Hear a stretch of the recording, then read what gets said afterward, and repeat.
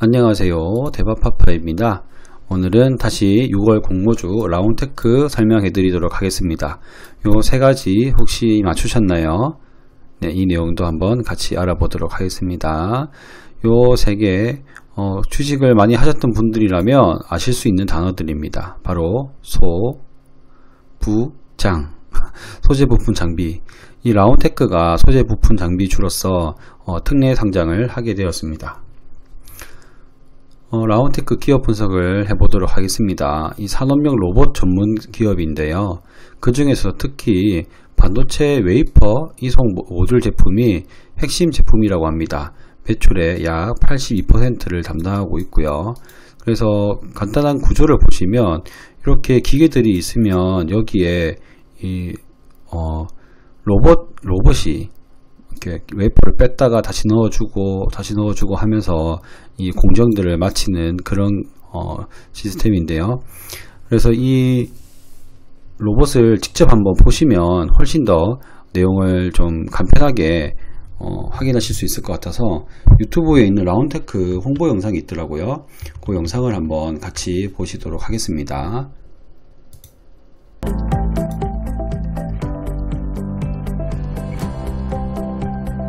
보시면 이 장비는 대기 중에서 웨이퍼를 옮기는 로봇 장비입니다. 이 장비 같은 경우는 큰 기술력이 필요 없다고 하더라고요. 그리고 이렇게 이제 다양한 로봇들이 있고요. 조금씩 넘기면서 보겠습니다.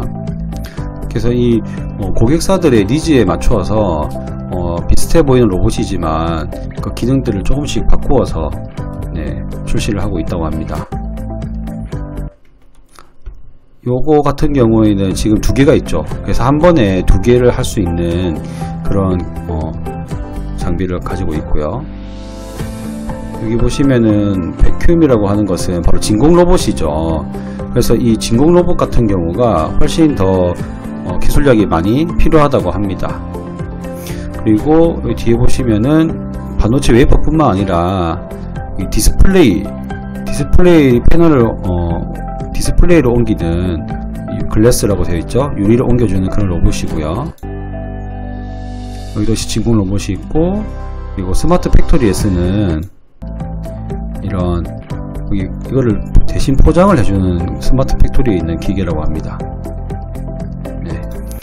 이렇게 보시면 될 것 같고, 그래서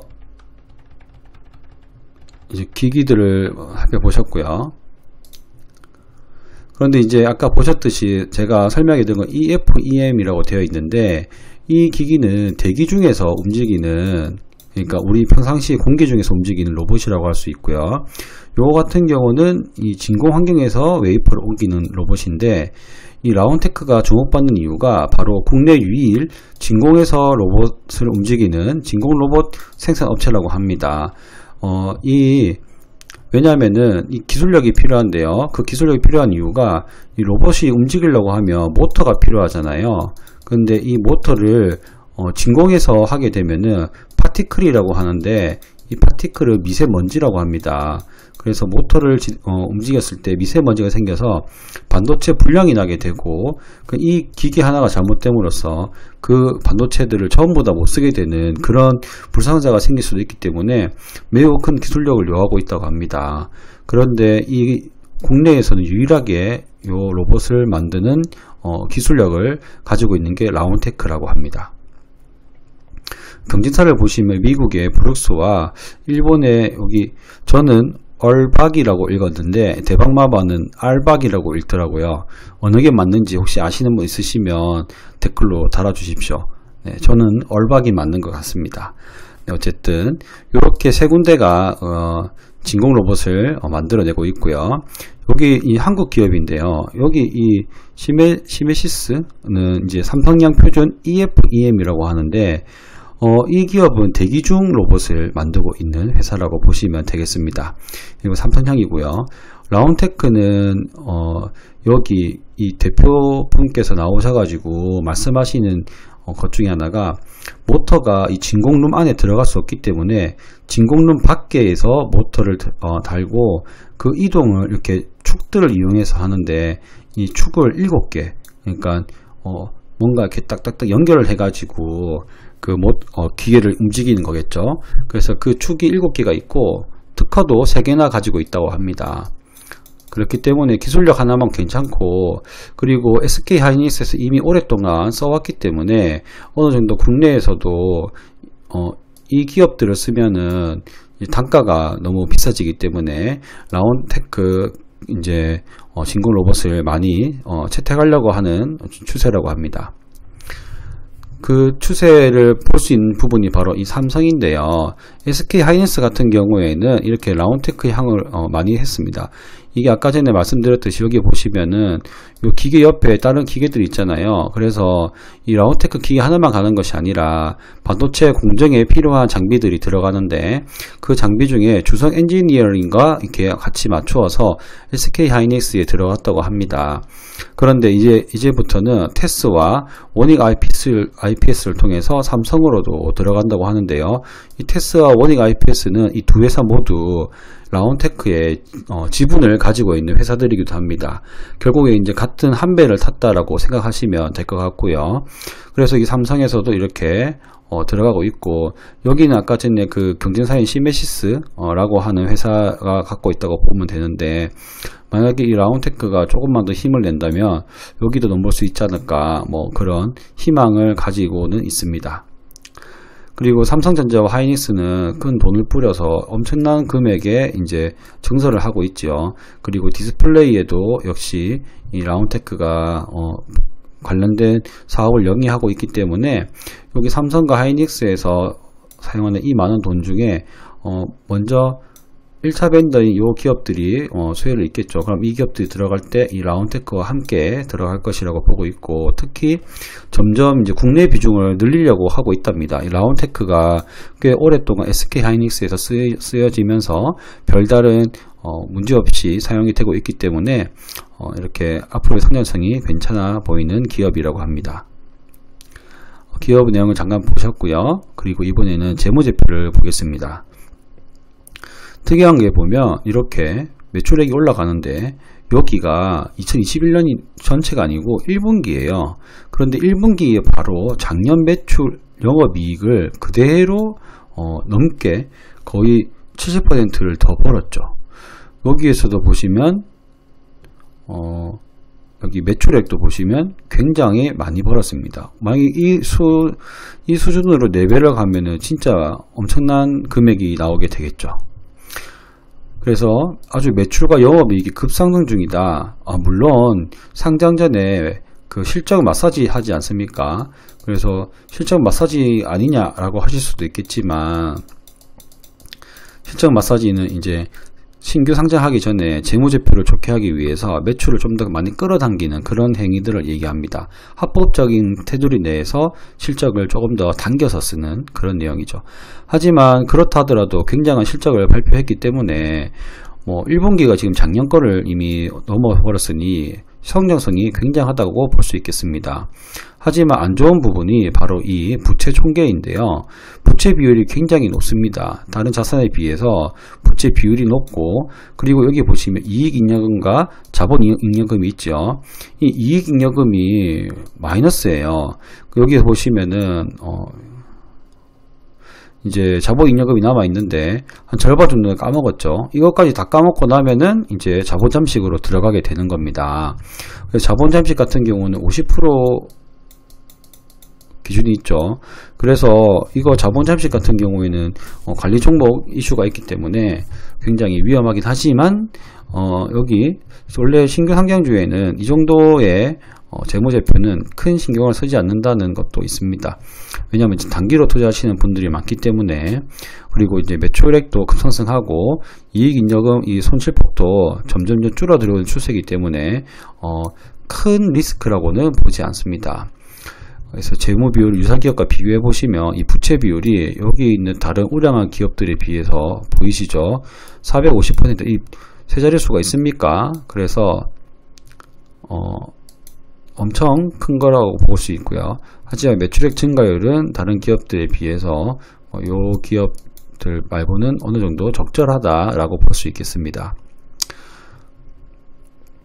그래서 이제 기업에서 기관에서 예상 실적을 이 성장성을 바탕으로 약 400억 원으로 측정하고 있습니다. 올해 400억 원까지 매출 올릴 거라 생각하고 있고, 그리고 이번에 이 기업의 사용 목적에서 증설을 하거든요.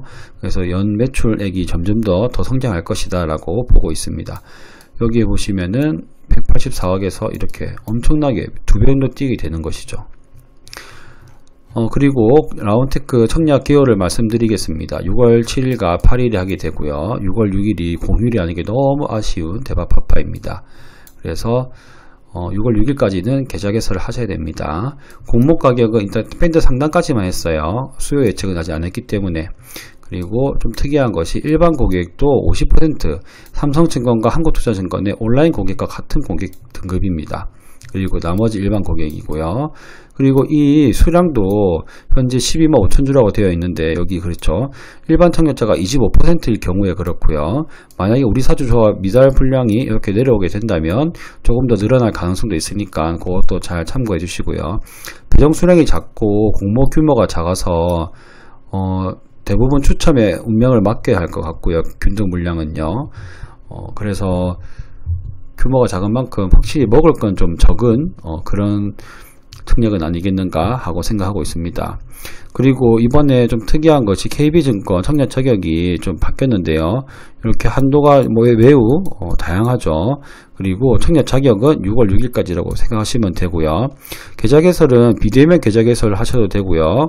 카카오뱅크 연계 계좌 개설 하셔도 됩니다. 물론 은행이나 아니면 증권사 같은 데 가셔도 되지만 근데 필요가 없죠. 카카오뱅크에서 계좌 개설은 20영업일 한도가 20영업일이 제한을 받지 않기 때문에 비대면 계좌 개설이 안 되시는 분들은 카카오뱅크 연계 계좌 개설 하시면 되겠습니다. 그리고 혹시라도 우대 고객을 하고 싶으신 분들은 6월달 거는 5월 말일까지 우대 그 조건을 맞췄는지 본다고 하거든요. 그래서 만약에 우대 고객 하실 분들은 5월 말까지 미리 준비하셔야겠습니다. 그 우대 고객을 보시면 이렇게 되어 있고요. 좀 특이한 점을 말씀드리자면 이 우대 고객의 전월 말일까지 중개형 ISA 계좌에 2천만원 이상 순납입이라는 게 있습니다.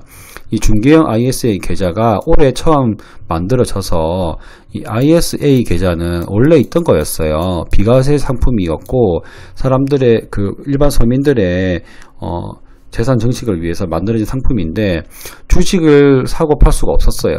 펀드나 ETF 이런 거면 가능해가지고 사람들이 그것들을 잘 활용하지 않으니까 이번에 중개형 이게가 아닌데 죄송합니다. 중개형 ISA 계좌라는 거 만들어가지고 국내 주식을 거래할 수 있게 해놨습니다. 그러면 여기 2천만원을 넣으면 순납입 시 우대가 된다고 합니다.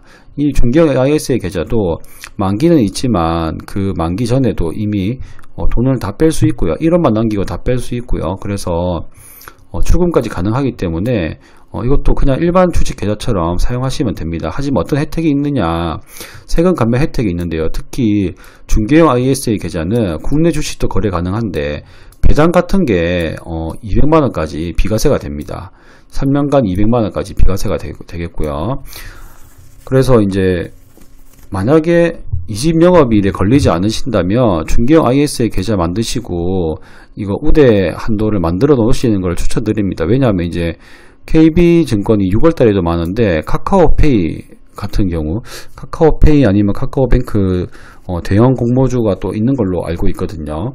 그래서 미리 우대 고객을 만들 수 있을 때 만드시면 좋을 것 같습니다. 만약 20영업일 제한이 걸릴 경우에는 카카오뱅크를 통해서 계좌 개설이 가능하다고 합니다. 이거는 제가 자주 설명해 드렸기 때문에 웬만하신 분들은 다 아실 거라고 보고 설명은 넘어가도록 하겠습니다. 이 IS에게 이제 이벤트 하고 있는데요. 6만원 투자지원금 플렉스라는 이벤트는 이미 다 종료가 됐다고 합니다. 그래서 모바일 상품권이 1000만원 이상 순입금 시 2만원의 상품권을 받을 수 있고요. 그리고 이게 좋더라고요. 다른 중개형 IS 계좌 중에서는 수수료 평생 혜택이 없는 증권사도 있더라고요. 그래서 제가 다른 증권사 ISA 것들도 보니까 그게 KB증권이 나쁘지 않은 것 같아요. 그래서 혹시라도 20영업일 안 걸리시고 추후에 있는 카카오 관련된 대형 IPO 노리시는 분들이 계시다면 이것도 하나 하시는 걸 추천드리겠습니다. 라운테크의 가장 큰 리스크라고 보고 있는 것이 바로 유통 가능 주식 수입니다. 여기에 보시면은 54%나 돼요. 더군다나 일반 투자자 공모 금액이 2%밖에 안 됩니다. 우리는 정말 조그마한 밖에 없는 거고요. 그리고 기존 주주의 지금 45%가 이미 다 주식을 들고 있는 상황인 겁니다. 그래서 지금 테스 같은 경우는 지분 보호 예수를 이제 걸어가지고 조금 더 이제 기업과 동행하겠다는 것을 표명을 했죠. 하지만 아주 수많은 주식들이 이미 많이 돌아다니고 있어요. 테스는 킥해봐 20만 주인데 지금 220만 주가 돌아다니고 있잖아요. 그래서 여기에 보시면은 이 코넥스라는 시장입니다. 코넥스는 코스닥보다 조금 더 낮은 수준이라고 보시면 되는데요.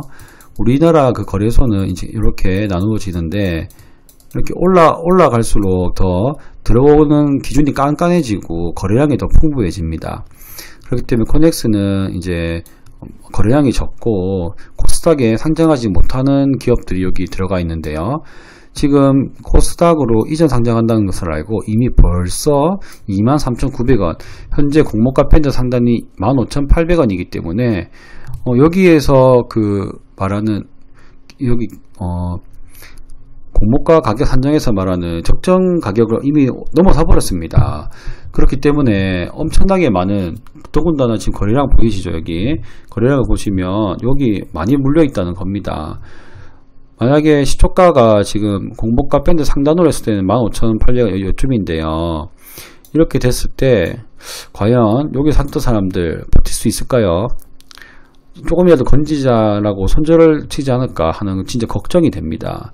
그래서 요거 같은 경우는 수요 예측이 나와봐야 제가 결정하겠지만, 만약에 이것을 청량하게 된다면 제주 맥주처럼 조금 안전하게 기다리면서 보는 게 아니라 그야말로 후다다닥 던지고 나올 것 같습니다. 그 이유 중에 하나가 또 환매 청구권이 미부가 되어 있죠. 환매 청구권이 없습니다. 제주 맥주는 환매 청구권이 있었기 때문에 조금 여유롭게 볼 수 있었지만, 요 같은 경우는 아마 저는 다다다닥 던지고 올 것 같습니다. 물론 청약 얼마나 넣을지는 그 수요 예측 결과를 보고 결정하도록 하겠습니다. 유사 기업들과 비교했는데요. 선정되어 있는 이 회사들을 보면은 대부분 이제 반도체 업종이죠. 그 중소형주 반도체 그 업종의 중소형주들은 퍼 밸류가 비슷하고 움직일 때 좀 같이 움직이는 경우가 많더라고요. 그래서 이 퍼 성적은 나쁘지 않은 것 같고, 17이라고 하지만 우리나라 또 유일의 이제 진공 로봇 기업이기 때문에 17은 적절하게 선정되지 않았나 라고 생각합니다. 그리고 이건 2020년 실적이잖아요. 2021년에는 2배 정도 실적이 늘 것으로 보고 있고, 안 되더라도 한 70% 올라가지 않겠습니까? 그러면은 이 퍼는 더욱더 떨어지게 되겠죠. 더군다나 여기 17이라는 퍼 밸류에서 할인율이 22%, 밴드 상단은 22% 했기 때문에 가격 자체는 나쁘지 않다고 생각합니다. 그래서 여기 코넥스에서 이만큼 올라간 이유도 아마 2021년 실적을 바라보고 생각한 게 있겠죠. 기업 공개 결정 이유입니다. 여기에서 보면 시설자금과 운영자금이 있는데 원부자재 수금, 감속기 모터 이런 것들을 구매를 하고요. 시설자금은 이제 생산 공간 확보에서 더 증설을 하는 겁니다.